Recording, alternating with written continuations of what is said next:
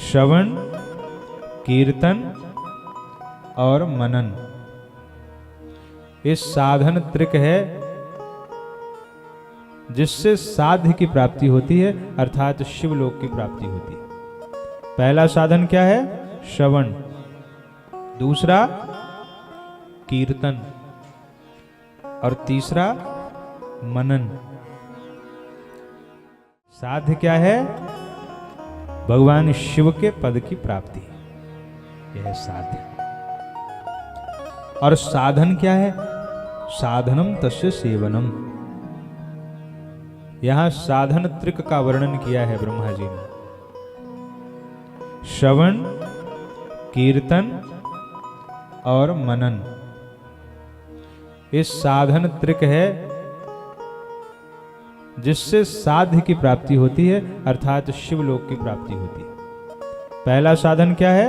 श्रवण, दूसरा कीर्तन और तीसरा मनन। सबसे पहले भगवान शिव की कथा सुने, यह भी एक साधन है जो आप लोग कर रहे हैं, शिव कथा सुनने आए हैं। यह साधन त्रिक का पहला अंग है, श्रवण। जो सुनेगा नहीं वो सुनाएगा कहां से? जो सुनेंगे वही तो सुनाएंगे। भाई जैसा हम खाते हैं वैसी डकार आती है। मीठा खाया हो तो वैसी डकार आती है, खट्टा खाया हो तो वैसी डकार आती है। जैसा सुना होगा हमने वही हमारी वाणी से निकलेगा। तो साधन त्रिक का पहला अंग है श्रवण, और दूसरा अंग क्या है?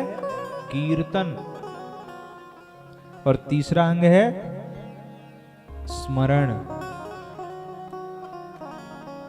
तो ऋषियों ने एक प्रश्न कर दिया, और ये प्रश्न इतने हृदय तक दास को छू गया।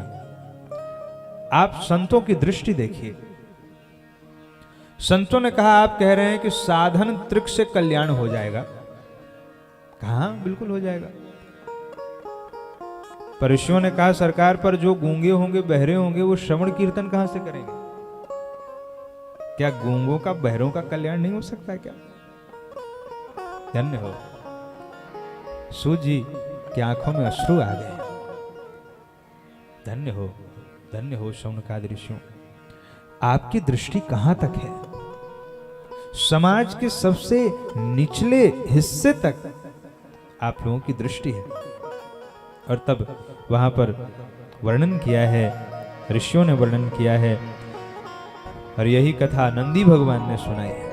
कहा सुनो, नंदी भगवान सनत कुमारों को सुना रहे हैं। नंदी भगवान कहते हैं कि जो ये तीनों साधन करने में असमर्थ हो, उसको शिवलिंग की पूजा करनी चाहिए। अगर वह शिवलिंग की श्रद्धा पूर्वक पूजा कर ले तो बिना साधन त्रिक के भी उसको शिवलोक की प्राप्ति हो सकती है, ऐसा शिव महापुराण में लिखा हुआ है। और ये बात भगवान नंदी कह रहे हैं, सनत कुमार से कह रहे हैं। श्रवणादित्र के अशक्तो लिंगम वेरम च शांकरम संस्थाप्य नित्यम अभ्यर्च्य तरेत संसार सागरम।